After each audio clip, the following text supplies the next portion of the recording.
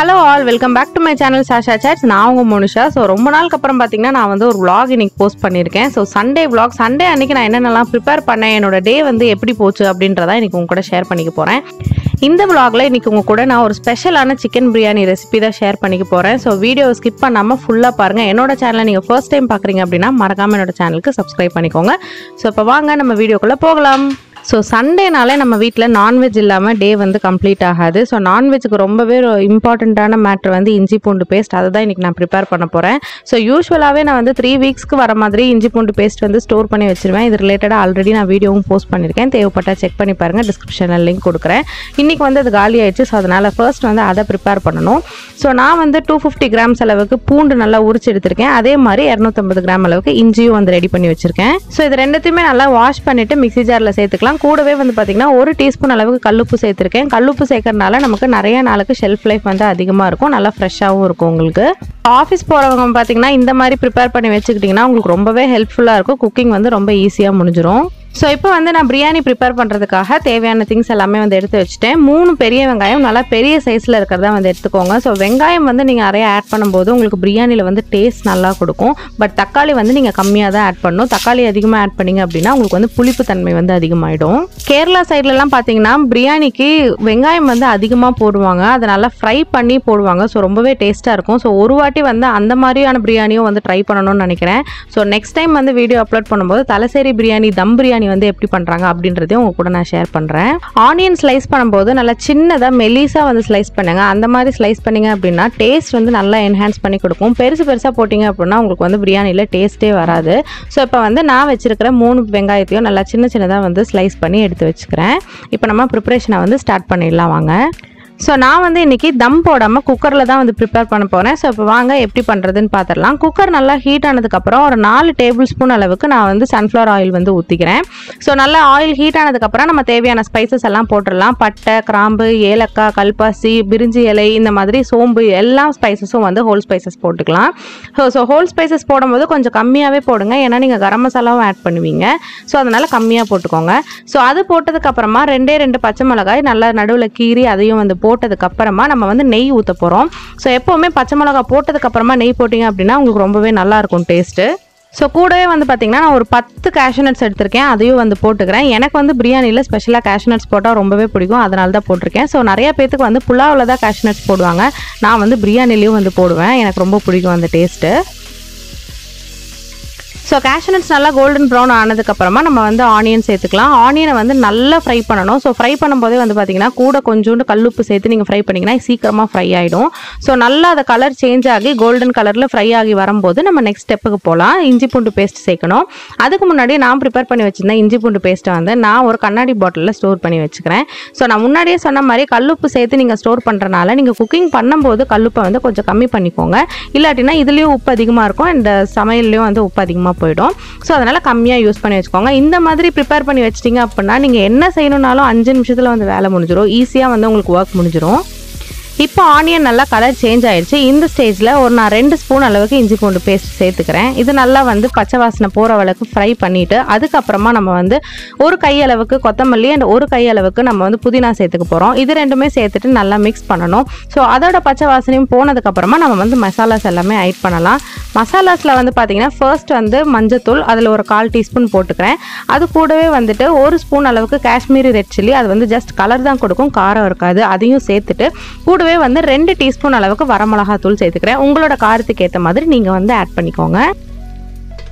மசாலாவுடைய பச்சை வாசனைலாம் போனதுக்கப்புறமா நம்ம எடுத்து வச்சிருக்கிற 3 சின்ன சைஸ் தக்காளியை கட் பண்ணி அதையும் சேர்த்துட்டு குக்கரை வந்து க்ளோஸ் பண்ணி வச்சிடலாம். இப்போ சைட்லேயே வந்து பார்த்திங்கன்னா நான் வந்து முட்டை வேக வச்சுருக்கேன். ஸோ சாஸ்பேனில் நல்லா தண்ணி சூடானதுக்கப்புறம் முட்டை சேர்த்துட்டு அது கூடவே வந்துட்டு 1 டீஸ்பூன் அளவு கல்லுப்பு சேர்த்துருங்க. 20 மினிட்ஸில் வந்து ரெடி ஆகிடும்.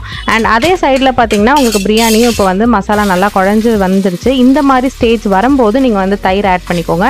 நான் வந்து 1 கப் அளவுக்கு தயிர் ஆட் பண்ணிவிட்டு இந்த மாதிரி மிக்ஸ் பண்ணிக்கிறேன். ஸோ தயிரோடைய வாசனையும் நல்லா வந்து மிக்ஸ் ஆனதுக்கப்புறமா நம்ம வந்து இப்போ சிக்கன் சேர்த்துக்கலாம். நான் வந்து இன்றைக்கி 4 லெக் பீஸ் எடுத்திருக்கேன். சிக்கனை நல்லா சேர்த்துட்டு இந்த மாதிரி நல்லா மசாலாவோட மிக்ஸ் ஆகிற அளவுக்கு நல்லா வந்து மிக்ஸ் பண்ணி கொடுத்துடலாம். ஸோ பாருங்கள் கலர் பார்க்குறதுக்கே ரொம்ப டெம்டிங்காக இருக்குது, எப்படா ரெடி ஆகும் அப்படின்ற மாதிரி இருக்குது. ஸோ நான் வந்து முன்னாடியே கல்லுப்பு வெங்காயத்துக்கு மட்டும்தான் போட்டிருந்தேன். இப்போ வந்துட்டு சிக்கனுக்கு தேவையான அளவுக்கு கல்லுப்பு சேர்த்துக்கிறேன். ஸோ நீங்கள் சால்ட்டுக்கு பதிலாக கல்லுப்பு சேர்த்திங்கன்னா அது ரொம்பவே ஹெல்த்தி அண்ட் நல்லாவும் இருக்கும் உங்களுக்கு டேஸ்ட்டு. ஒரு 7 to 10 மினிட்ஸ்லேயே பார்த்தீங்கன்னா சிக்கன் வந்து நல்லா குக் ஆகிடுச்சு. நான் வந்து அதுக்கப்புறம் தண்ணி ஊற்றிருந்தேன், நான் அதை வந்து வீடியோ ஸ்கிப் ஆகிடுச்சு. ஸோ நீங்கள் வந்துட்டு எவ்வளோ அரிசி ஊற போட்டிருக்கீங்களோ அதுக்கு தகுந்த மாதிரி தண்ணி ஊற்றிக்கோங்க. ஸோ நான் வந்து 1 டம்ளர் பாஸ்மதி ரைஸ்க்கு 1.5 டம்ளர் தண்ணி ஊற்றிருக்கேன். நான் பாஸ்மதி ரைஸை கரெக்டாக ப்ரிப்பரேஷன் ஸ்டார்ட் பண்ணுறதுக்கு முன்னாடி ஊற வச்சுருந்தேன், ரொம்ப நேரம் வந்து ஊற வைக்க தேவையில்லை. ஸோ இந்த மாதிரி நீங்கள் தண்ணி ஊற்றிட்டு நீங்கள் வந்து தேவையான அளவுக்கு லெமன் ஜூஸும் பிழிஞ்சிட்டு ஒரு லைட்டாக ஒரு மிக்ஸ் கொடுத்துட்டு இந்த மாதிரி குக்கர் மூடி போட்டுருங்க. ஸோ குக்கர்லேருந்து இந்த மாதிரி நல்ல ப்ரெஷர் வந்து உங்களுக்கு ரிலீஸ் ஆகும்போது நீங்கள் விசில் போட்டாலே போதும். சிம்மில் வச்சுட்டு 10 மினிட்ஸ் வந்து கவுண்ட் பண்ணுங்கள். 10 மினிட்ஸ்க்கு அப்புறம் நீங்கள் தம் எடுத்தாலே போதும், சூப்பராக பிரியாணி வந்து ரெடி ஆகிடும்.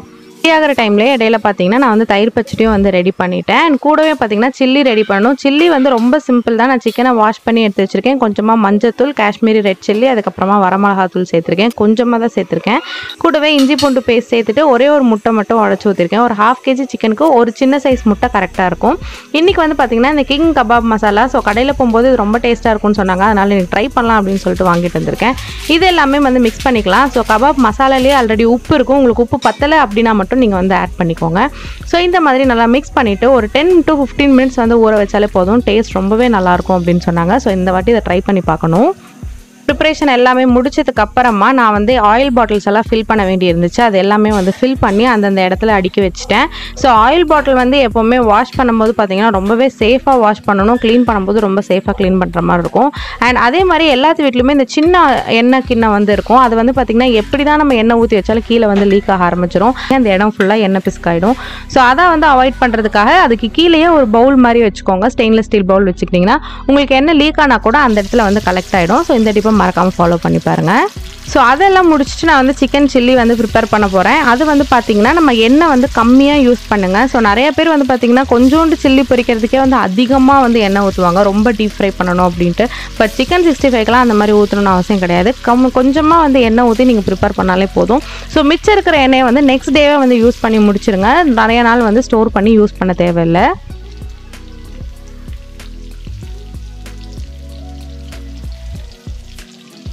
ஸோ சிக்கன் வந்து திருப்பி போடுறதுக்கு நீங்கள் கரண்டி யூஸ் பண்ணாமல் இந்த மாதிரி ஒரு டாங்ஸ் யூஸ் பண்ணிங்கன்னா உங்களுக்கு வந்து ரொம்பவே ஈஸியாக இருக்கும் அதை திருப்பி போடுறதுக்கு. அண்ட் அதே மாதிரி எண்ணெயும் வந்து அதிகமாக உங்களுக்கு லீக் ஆகாது கரண்டிலேருந்து.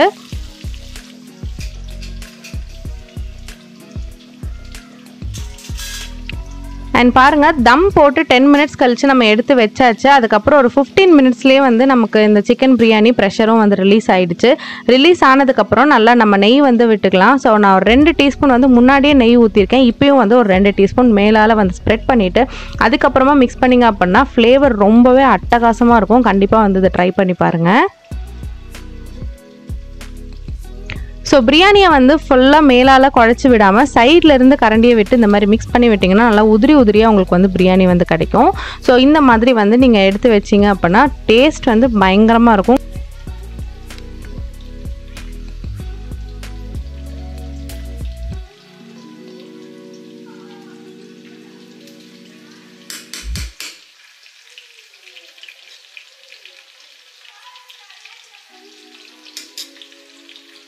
ஸோ சைட் பை சைட் வந்து சிக்கன் 65ம் வந்து ரெடி ஆகிடுச்சு. நான் முன்னாடியே சொன்ன மாதிரி இந்த மாதிரி டாங்ஸ் யூஸ் பண்ணிங்க அப்படின்னா எண்ணெய் வந்து உங்களுக்கு அதிகமாக எல்லா இடத்துலையும் ஸ்பில் ஆகாது, உங்களுக்கு நீட்டாக வந்து எடுத்து வச்சிடலாம். இந்த மாதிரி டாங்ஸ் யூஸ் பண்ணி சிக்கன் 65 எல்லாம் நீங்கள் வந்து பொரிச்சு எடுத்துடலாம். ஸோ உண்மையாக சொன்ன மாதிரியே அந்த சிக்கன் 65 கபாபோடைய மசாலா வந்து கலர் ரொம்ப நல்லா சூப்பராக கொடுத்துருக்கு. அதுவும் இல்லாமல் நான் கூடவே காஷ்மீரி ரெட் சில்லி யூஸ் பண்ணியிருந்தால கலர் வந்து பயங்கரமாக இருக்குது. நான் ஒன்று சாப்பிட்டும் பார்த்தேன், டேஸ்ட்டும் வந்து சூப்பராக இருக்குது. மசாலா கிடச்சிச்சின்னா நீங்கள் வந்து ட்ரை பண்ணி பாருங்கள். ஸோ ஃபைனலி வந்து எல்லாமே ரெடி ஆகிடுச்சு. ஸோ எக்கும் வந்து பாயில் பண்ணி எடுத்து வச்சாச்சு, சிக்கன் 65 அண்ட் அதே மாதிரி நம்மளோட ஸ்பெஷல் சிக்கன் பிரியாணியும் வந்து ரெடி ஆகிடுச்சு. பாருங்கள் எவ்வளோ நல்லா உதிரியாக சுட சுட சூப்பராக வந்து இருக்குது. ஸோ நிறையா பேத்துக்கு வந்து கத்திரிக்காய் பஜ்ஜி இருந்தால் தான் பிடிக்கும், பிரெட் அல்வா இருந்தால் தான் பிடிக்கும், அப்படியெல்லாம் இருக்கும். பட் எனக்கு வந்து பார்த்திங்கன்னா சிக்கன் பிரியாணினா அதுக்கு தயிர் பச்சடியும் முட்டை மட்டும் இருந்தாலே போதும், வேறு எதுவுமே வேண்டாம். ஸோ இந்த வீடியோ பிடிச்சிருந்துச்சுன்னா மறக்காமல் லைக் ஷேர் பண்ணுங்கள், என்னோட சேனலுக்கு சப்ஸ்கிரைப் பண்ணிக்கோங்க. ஸோ இந்த ரெசிபியை உங்கள் வீட்டில் ட்ரை பண்ணி பார்த்துட்டு எப்படி இருந்துச்சுன்னு சொல்லி மறக்காமல் கமெண்ட் பண்ணுங்கள். So thanks for watching. Thank you so much.